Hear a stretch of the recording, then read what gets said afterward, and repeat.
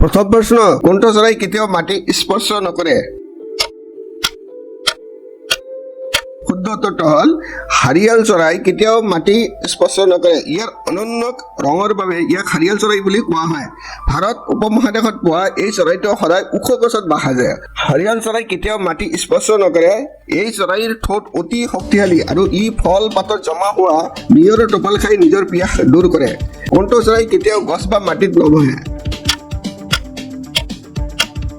শুদ্ধ উত্তৰটো হ'ল টাইটানী চৰাইয়ে কেতিয়াও গছ বা মাটিত নবহে। কোনটো চৰাইৰ ভৰি নাই?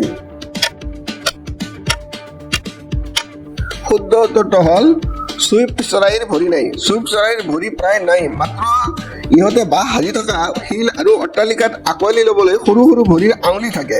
বতাহত শুই খাদ্য আৰু সংগম কৰে, কিন্তু ইচ্ছাকৃতভাৱে কেতিয়াও মাটিত নামি নাহে, সেয়ে ভৰিৰ প্ৰয়োজন নহয়। অনুগ্ৰহ কৰি চেনেলটো ছাবস্ক্ৰাইব কৰি বেল আইকনটো অন কৰি ৰাখিব, যাতে মোৰ নতুন নতুন ভিডিঅ'বোৰ তৎক্ষণাত পাব পাৰে। ভিডিঅ'টো লাইক আৰু শ্বেয়াৰ কৰিবলৈ নাপাহৰিব।